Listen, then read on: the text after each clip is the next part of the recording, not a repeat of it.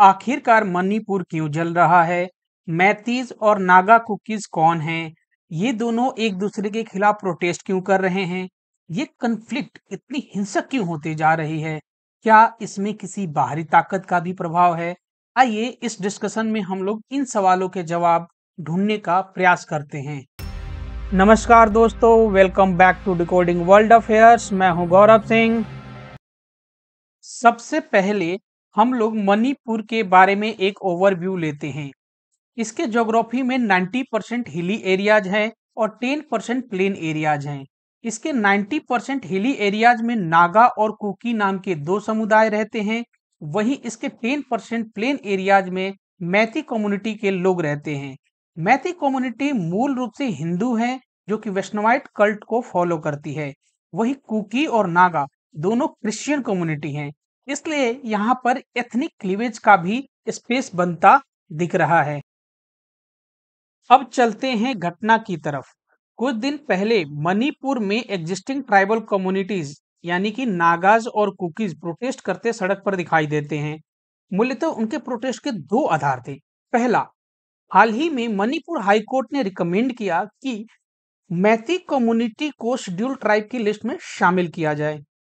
इस पर नागाज और कुकी कम्युनिटी के लोग मैती कम्युनिटी के इस डिमांड को और हाई कोर्ट के रिकमेंडेशन का विरोध कर रहे हैं।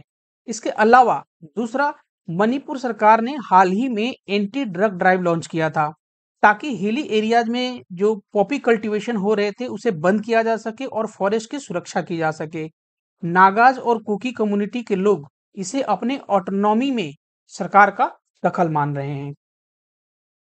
इन दोनों स्टेप्स से नागा और कुकी ट्राइब के लोग नाराज हैं। यहाँ पर कुछ सवाल वाजिब है। पहला, आखिर मैतीस कम्युनिटी के लोग एसटी स्टेटस का मांग क्यों कर रहे हैं? दूसरा, कुकी और नागा अपोज क्यों कर रहे हैं? तीसरा, इसके हिस्टोरिकल आधार क्या हैं? अब बात करते हैं इसके हिस्टोरिकल अंडरपिनिंग्स की।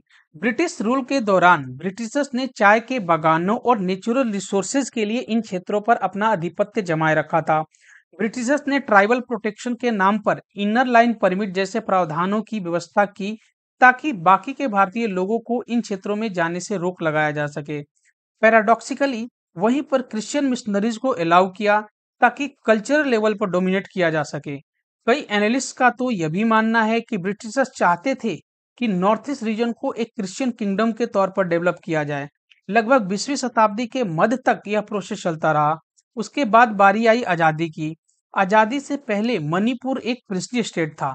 तब के राजा बौद्ध चरण सिंह ने पंडित नेहरू से अपील किया था कि मैती कम्युनिटी के लोगों को भी कुकीज और नागाज के तर्ज पर एसटी स्टेटस का दर्जा दिया जाए। हालांकि उनकी बात मानी नहीं गई थी, लेकिन यह जो प्रोसेस था पाकिस्तान की खुफिया एजेंसी आईएसआई और ब्रिटेन की खुफिया एजेंसी MI6 की मदद से डेवलपमेंट ऑफ कल्चरल बाइनरी आजादी के बाद भी कंटिन्यू रहा। ये प्रोसेस 1960 तक चला। 1960 में मणिपुर लैंड रिफॉर्म एक्ट आया।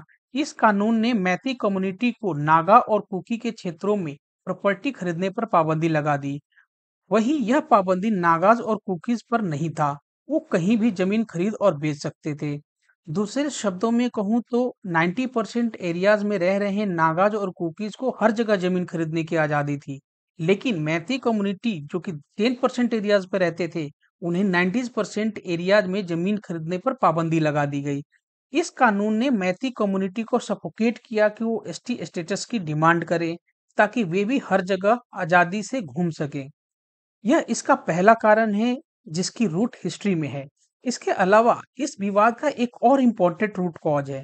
1971 में पाकिस्तान का विभाजन होता है और बांग्लादेश भारत की मदद से आजाद होता है। बांग्लादेश की अवामी लीग भारत से नजदीकियां बनाती है और आईएसआई का रोल कहीं ना कहीं कम होता दिखता है। बांग्लादेश आतंकवाद और अलगाववादी गतिविधियों पर अब भारत से कोऑपरेट करना शुरू करती है। ऐसे में पाकिस्तान, चाइना, ब्रिटेन जैसी बाहरी ताकतें अपनी प्रॉक्सी ग्राउंड को बांग्लादेश से म्यांमार में शिफ्ट करते हैं। वहां से चीन कम्युनिटी का इलीगल फिल्ट्रेशन भारत में शुरू होता है। म्यांमार से आए चीन कम्युनिटी के लोग नागाज और कुकीज के साथ इन 90% एरियाज में रहना शुरू करते हैं। इसे लंबे समय तक चालू रखने के लिए फॉरेस्ट एरियाज को क्लियर करके अफीम की खेती शुरू करते हैं। इसी पॉपी कल्टीवेशन पर रोक लगाने के लिए मणिपुर सरकार ने जब कदम उठाया तो नागा और कुकी कम्युनिटी के लोग ट्राइबल ऑटोनॉमी का हवाला देकर इसका विरोध कर रहे हैं। लेकिन यह भी अहम है कि दूसरे पक्ष के तर्क को भी सुना जाए। आखिर नागाज और कुकीज के क्या पक्ष हैं? पहला, नागाज और कुकीज का कहना है कि Meitei community already advantage position पे है, चाहे बात डेमोग्राफी की हो या पॉलिटिक्स की। डेमोग्राफी की नजरिए से मैती कम्युनिटी एक मेजोरिटेरियन कम्युनिटी है। वहीं पॉलिटिक्स से नजर से देखें तो भी मैती कम्युनिटी का पॉलिटिक्स में डोमिनेंस रहा है, क्योंकि मणिपुर के सीएम श्री वीरेंद्र सिंह भी मैती कम्युनिटी से ही बिलोंग करते हैं। ऐसे में कुकीज और नागाज का कहना है कि एसटी स्टेटस मैतीज को नहीं देना चाहिए। दूसरा तर्क ये देते हैं कि इससे जॉब लॉस भी होगा और कुकीज और नागाज को हिल एरिया से डिस्प्लेसमेंट शुरू हो जाएगा। इसके अलावा तीसरा तर्क ये देते हैं कि Meitei community already benefited position पे है। मैती कम्युनिटी के लोगों के लैंग्वेज 8th शेड्यूल में ऑलरेडी लिस्टेड है। क्योंकि यह हिंदू कम्युनिटी से बिलोंग करते हैं तो इन्हें एससीज और ईडब्ल्यूएस में भी रिजर्वेशन है। इसलिए मैथीज कम्युनिटी को स्टेटस एसटी का नहीं देना चाहिए। इसके अलावा चौथा तर्क ये देते हैं कि सरकार का पॉपी कल्टीवेशन पर रोक लगाना उनके पॉलिटिकल ऑटोनॉमी को कर्व करती है, जो कि संविधान द्वारा दिए गए आर्टिकल 371 सी के अधिकारों का उल्लंघन है। नागाज और कुकीज के तर्क का अपना महत्व है, लेकिन हमें मैती कम्युनिटी के तर्क को भी समझना चाहिए कि वे इन सवालों को कैसे रिस्पॉन्ड करते हैं। मैती कम्युनिटी के लोगों का पहला तर्क है कि उन्हें आजादी से पहले भी एसटी कम्युनिटी ही माना जाता था, लेकिन आजाद भारत ने उन्हें इस हक से वंचित रखा, बस इसलिए क्योंकि वे मेजोरिटी में थे। यह मेजोरिटी और माइनॉरिटी का डिस्कोर्स भी ब्रिटिशर्स के कल्चरल ड्राइव का ही नतीजा है। इसके अलावा वे दूसरे तर्क ये देते हैं कि उनकी कल्चर भी बहुत डिस्टिंक्ट है, जिसको संजोए रखना भी जरूरी है।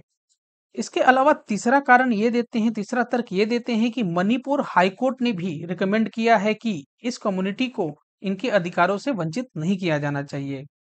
इसके साथ ही चौथा तर्क ये देते हैं कि over the period of time Meitei population decline हो रही है। इसके लिए वे लोग 2011 के सेंसस को कोट करते हैं। वे कहते हैं कि मैती कम्युनिटी की आबादी 1951 में 59% थी, जो कि 2011 में घटकर मात्र 44% रह गई है।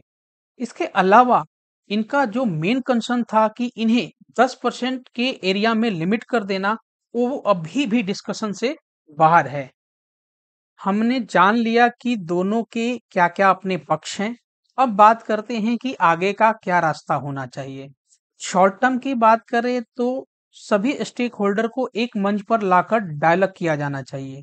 पॉलिटिकल साइंस में एक थ्योरी है, कम्युनिकेशन थ्योरी। यह थ्योरी कहती है कि ज्यादातर समस्याएं बात न करने की वजह से होती है। इसलिए जरूरी है कि संवाद हो और जो ट्रस्ट डेफिसिट है वो कम हो। इसके अलावा जैसा कि मिनिस्ट्री ऑफ होम अफेयर्स ने 102 करोड़ रुपए का पैकेज अनाउंस किया ताकि रिहेबिलिटेशन किया जा सके, यह एक सराहनीय कदम है। इसमें इस बात का ध्यान रखना होगा कि भेदभाव न हो, क्योंकि एंशियंट ग्रीक के फिलोसफर एरिस्टोटल कहते हैं कि असंतोष फर्दर इनस्टेबिलिटी को क्रिएट करता है। इसके अलावा लॉन्ग टर्म में सरकार को ध्यान रखना होगा कि बॉर्डर की मैनेजमेंट अच्छे से करें ताकि माइग्रेंट इन्फ्लक्स को कंट्रोल किया जा सके। इसके अलावा फॉरेन फंडिंग के मिसयूज को भी कर्व किया जा सके। इस पूरे डिस्कशन में हमने इन 4 बिंदुओं पर बातें की। पहला, मणिपुर वायलेंस का क्या कंटेक्स्ट है। दूसरा, इसके कौन कौन से रूट कॉजेज हैं। तीसरा, दोनों पक्षों यानी कि मैतीज और नागा कुकी के अपने क्या आर्गुमेंट्स हैं। चौथा, आगे क्या किया जाना चाहिए। Thank you so much for watching this video. To get PDF of this discussion, you can visit my Telegram channel given in the description below. As Dr. Ambedkar rightly says that an idea needs propagation as much as a plant needs watering, otherwise both will wither and die. Therefore, it is your duty to like, share and subscribe this channel. Quality contents are in line for you. We will meet shortly with a new topic. Since then, God bless you all.